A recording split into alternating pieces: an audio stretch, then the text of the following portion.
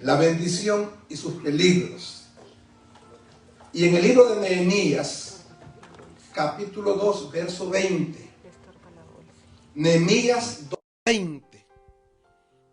La escritura dice: y en respuesta les dije, el Dios de los cielos, Él nos prosperará, y nosotros, sus siervos, nos levantaremos y edificaremos, porque vosotros no tenéis parte ni derecho ni memoria en Jerusalén. El Dios de los cielos, dijo Nehemías, nos bendecirá.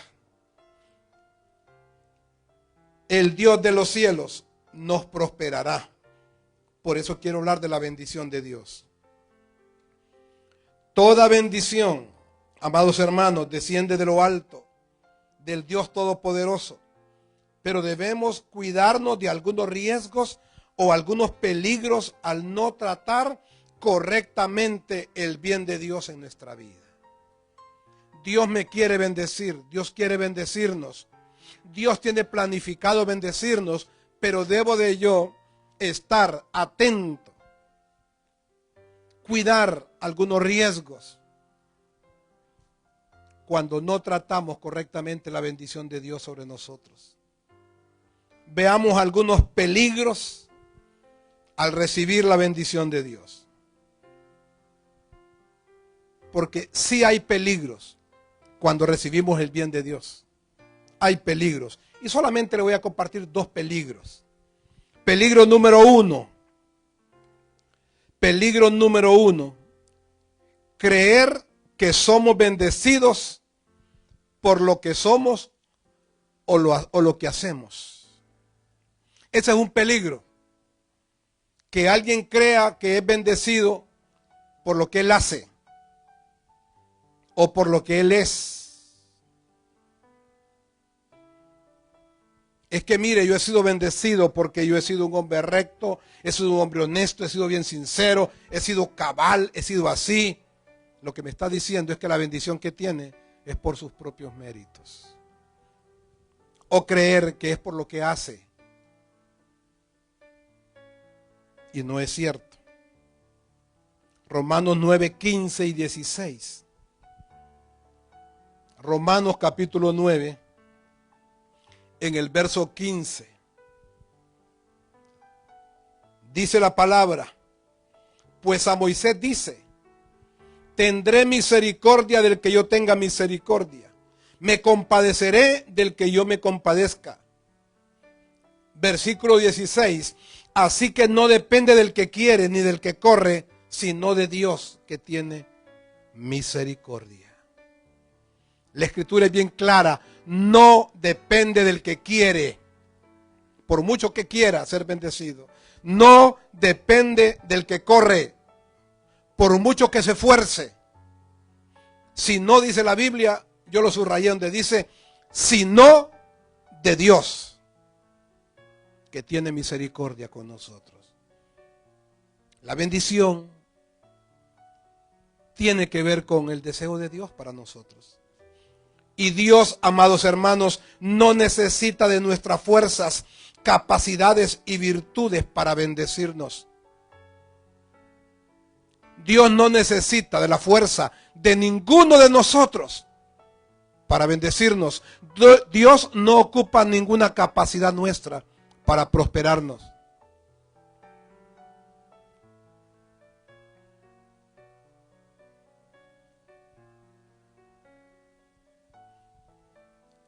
Es Él y nadie más que Él quien en su misericordia decide bendecirnos y prosperarnos.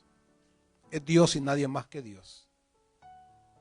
Y la única razón por la cual decide bendecirme es porque Él tiene misericordia conmigo.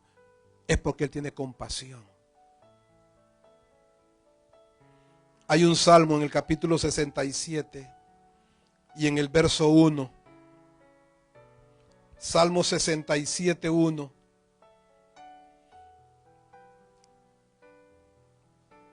Dios tenga misericordia de nosotros y nos bendiga. Haga resplandecer su rostro sobre nosotros, para que sea conocido en la tierra tu camino en todas las naciones tu salvación. Te alaben los pueblos, oh Dios, todos los pueblos te alaben. Qué tremendo lo que decía el rey David. El rey David decía: Dios tenga misericordia de nosotros y nos bendiga. Pero lo que más me gusta es que él no dice que Dios nos bendiga para que los demás miren que tenemos bienes.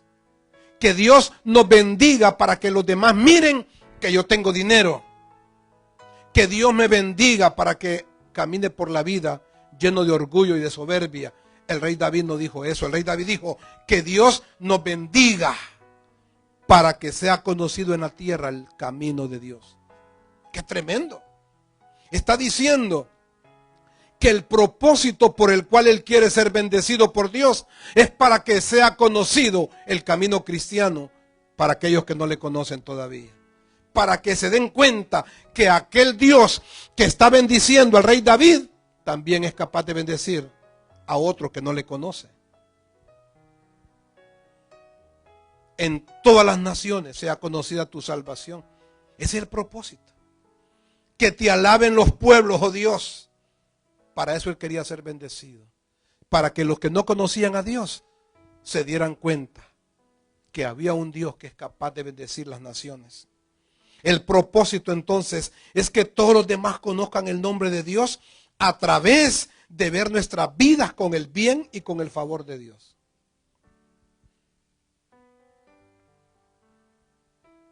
Que digan: no, yo creo en ese Dios que tiene el hermano tal. Mira a su familia, qué bien está. Míralo a él, está bien. Mira que tiene buen trabajo. Mira que Dios lo ha prosperado. El propósito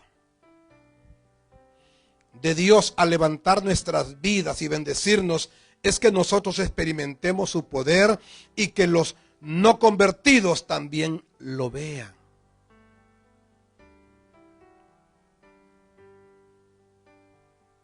Así que el peligro número uno, hermanos, es creer que somos bendecidos por lo que yo soy o por lo que yo tengo, por lo que yo hago. No, no es por lo que usted es, ni es por lo que usted hace. Somos bendecidos por la pura misericordia del Señor. Y el segundo peligro número 2, disfrutar de la bendición y olvidarnos del Dios que bendice. Ese es un peligro. Disfrutar de la bendición y olvidarnos de quién es aquel que nos ha bendecido. Deuteronomio capítulo 8, verso 12. Mire qué versículos más tremendos esos. Qué versículos más aleccionadores. Del 12 al 19 vamos a leer Deuteronomio 8, verso 12. No suceda, hermano, así dice la Biblia, no ocurra, no vaya a pasar que comas y te sacies y edifiques buenas casas en que habites, y tus vacas y tus ovejas se aumenten, y la plata y el oro se te multiplique, y todo lo que tuvieres se aumente, y se enorgullezca tu corazón, y te olvides de Jehová tu Dios, que te sacó de tierra de Egipto, de casa de servidumbre, que te hizo caminar por un desierto grande y espantoso, lleno de serpientes ardientes, y de escorpiones y de sed, donde no había agua, y él te sacó agua de la roca del pedernal. Que te sustentó con maná en el desierto, comida que tus padres no habían conocido, afligiéndote y probándote para la postre hacerte bien. Y digas en tu corazón: mi poder y la fuerza de mi mano me han traído esta riqueza. Si no, acuérdate de Jehová tu Dios, porque Él te da el poder para hacer las riquezas, a fin de confirmar su pacto que juró a tus padres, como en este día.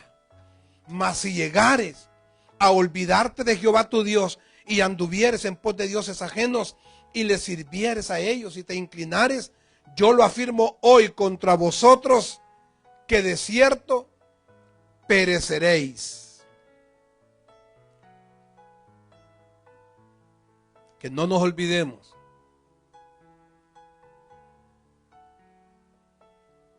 que no nos olvidemos que es Jehová nuestro Dios, dice aquí, el que nos ha dado la bendición. Porque si nos olvidamos de eso, las consecuencias aquí son trágicas. Y dijo, yo lo afirmo hoy contra vosotros, que de cierto pereceréis.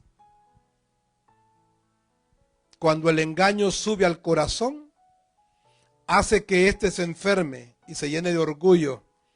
Y el centro de nuestra vida ya no es Dios, sino nosotros. Cuando permitimos que el engaño suba al corazón,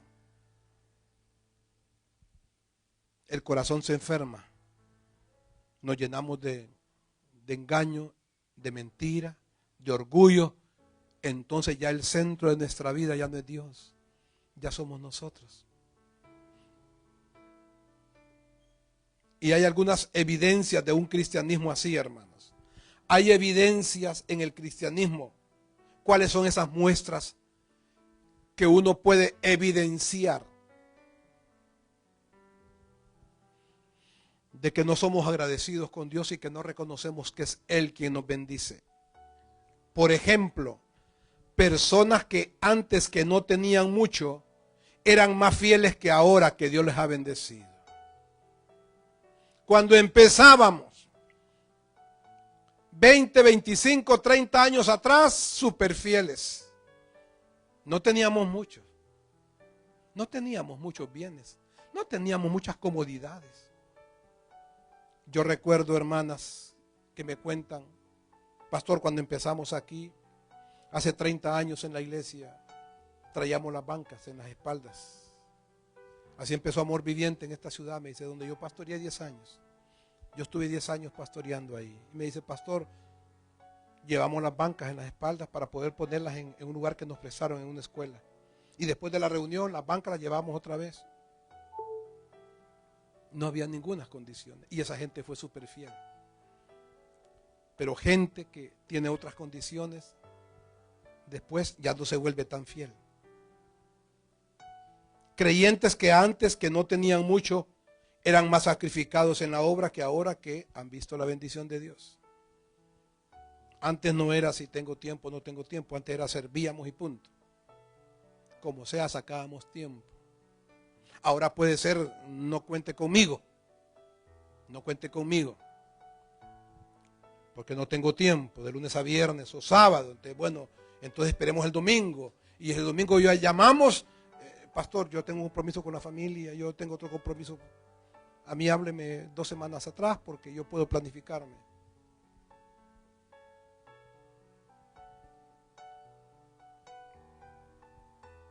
Antes, que no teníamos mucho, éramos más sacrificados que ahora que tenemos algo o tenemos mucho. Creyentes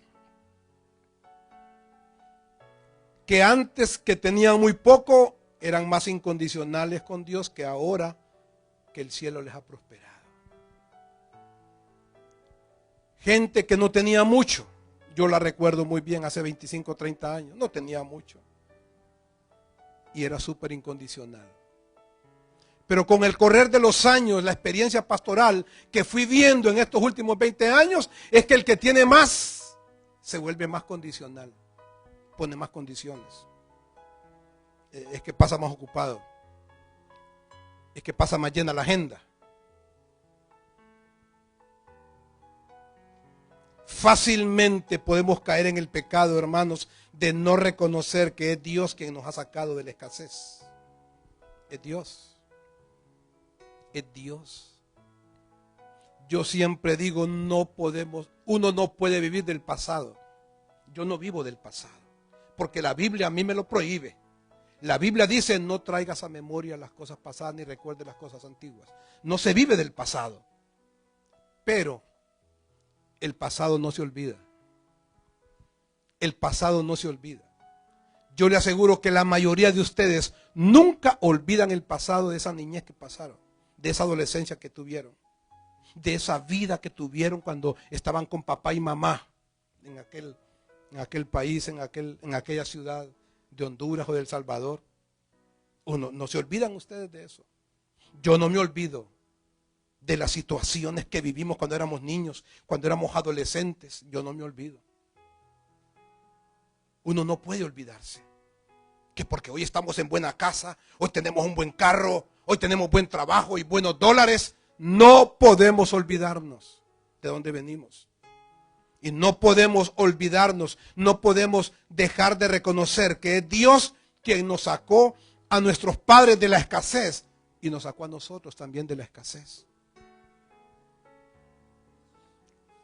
Yo recuerdo toda una vida escuchar a mi madre decir: Dios nunca deja a sus hijos desamparados. Dios nunca lo deja a uno de la mano, decía mi mamá. Porque el único que la sacó a ella adelante fue Dios. No fue ninguna otra persona humana. No fue ningún amigo, ningún esposo, ningún hijo. Fue Dios. Y nos enseñó eso a nosotros. A reconocer eso, que es Dios quien saca de la escasez a la gente. No reconocer que es Él quien ha hecho los milagros en nuestra vida y en nuestra familia. Más de algún milagro Dios ha hecho en la familia suya. Más de algún milagro Dios ha hecho en mi familia. ¿Cómo no reconocerlo? ¿Cómo no reconocer aquellos 28 días que tuvimos con un sobrino, hijo de mi hermana menor, en un hospital, entre la vida y la muerte, inerte aquel cuerpo? 28 días mi hermana durmiendo en el hospital, ahí en las puras sillas. 28 días durmiendo en el suelo a veces. Y a los 28 días, solo Dios hizo que aquel niño abriera los ojos. Recuerdo a mi madre que le dijo: mire, hija, si Dios tiene planificado que su hijo se va al cielo, nadie lo va a detener, ningún médico. Pero si Dios tiene planificado que ese niño suyo va a vivir, aunque pase 20 días, 30 o 40 en el hospital, un día va a despertar. Así que usted no se aflija. Recuerdo que mi madre tenía un refrán que siempre nos decía: si tu mal tiene respuesta, no te aflijas. Y si no tiene, pues tampoco. Someterse a Dios. A los 28 días, mi sobrino, que tenía como 7 añitos, abrió los ojos. ¿Cómo no reconocer que fue Dios que hizo ese milagro en mi familia? ¿Cómo usted no va a reconocer los milagros que Dios ha hecho en usted o en su familia también? No reconocer que es Él quien nos ha dado la provisión. No reconocer que es Él quien nos ha bendecido y nos ha prosperado. Como resultado de no darle crédito a Dios, vamos a fracasar con todo y la bendición. Escuche eso. Como resultado, como consecuencia de no darle crédito a Dios en la bendición que nos ha dado, vamos a fracasar nosotros con toda la bendición que tengamos.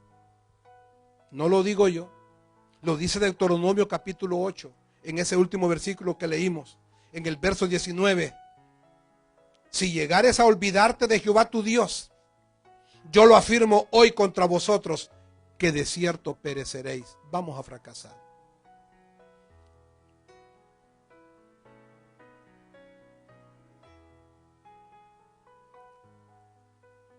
Hay algunas consecuencias, hermanos, que suceden cuando tenemos el engaño de olvidarnos de Dios y de creer que hemos sido bendecidos por nosotros mismos.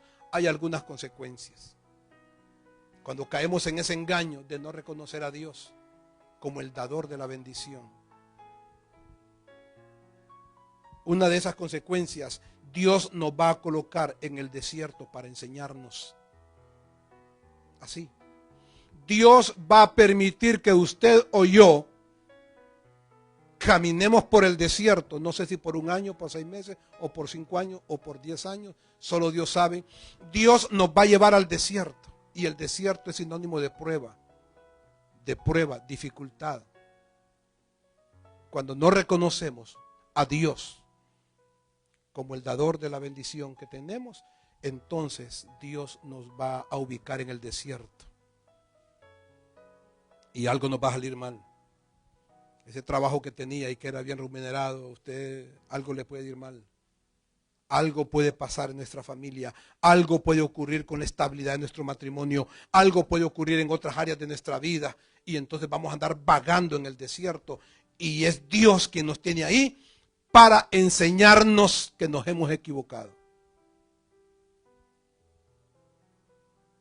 No es que Manuel se olvida de que Dios ha sido el dador de la bendición que yo tengo. Entonces Dios dice, no hay problema, lo dejo tranquilo. No, Dios no me deja tranquilo, me va a meter al desierto para enseñarme dónde es que yo me he equivocado. Para enseñarme en qué momento perdí la brújula, en qué momento perdí el concepto de ser agradecido con Él. Otra consecuencia, vamos a tener que pasar un proceso formativo. Eso pasa igualito como los padres. Cuando los padres tienen hijos jóvenes y los hijos no agradecen, los hijos no son agradecidos y ellos no entienden, los padres lo que hacen es que les dan un proceso de formación, les enseñan. Y toman medidas con los hijos. No es que el hijo es un mal agradecido y bueno, usted quiere darle un buen celular, no, a mí deme el iPhone 12. A mí una computadora de 40,000 lempiras, de $2,000. Si no, no me dé nada, le dice. ¿Qué hace usted? ¿Va a salir corriendo a la tienda para comprársela? No, no la compro nunca. Hasta que aprenda a ser humilde y a ser agradecido. Papá le quiere enseñar, quiere formar a su hijo. Así es Dios con nosotros. Dios me va a meter en un proceso de formación. Me va a introducir en un proceso formativo cuando yo no soy agradecido con Dios. Y lo más lindo, lo más hermoso, hermanos, la finalidad de Dios no es hacernos daño, sino que aprendamos a reconocer a Dios y hacernos bien. Le repito, la finalidad de Dios no es hacernos daño, porque no es un Dios malo. La finalidad de Dios no es hacerme daño, sino que la finalidad que Dios tiene conmigo es que yo aprenda a reconocer a Dios. Y una vez que lo he reconocido, entonces hacerme bien. Pastor, ¿y eso dónde está? En el versículo. Me gusta eso. Mire qué hermoso el versículo 16. El verso 16. Que te sustentó con maná en el desierto, comida que tus padres no habían conocido, afligiéndote y probándote. Y como dice, para la postre, hacerte bien. Qué Dios más lindo el que tenemos. Que Dios, dice en la Escritura, que Él me aflige. Dios me aflige y me prueba para a la postre hacerme bien. Dios nos aflige y nos prueba para al final hacernos bien. No es que Dios se quiere quedar viéndome fracasado. No es que Dios se quiere quedar viéndome pobre, viéndome en escasez, en miseria, en enfermedad. No. Ese no es el propósito de Dios. El propósito es cierto, hacerme pasar por la prueba, afligirme, probándome, para la postre, hacerme bien. Para el final, hacerme bien. Así somos los papás. No dice, no le voy a dar esto a mi hijo, voy a actuar así, voy a hacer esto y esto, porque yo quiero que el día de mañana sea un buen muchacho. Yo quiero que aprenda, para cuando se case, cuando sea adulto, sea de esta manera. Así es, igual es Dios. Así es Dios. Al final, a la postre, el propósito del Señor es vernos bendecidos a todos, vernos bien a todos. Amén.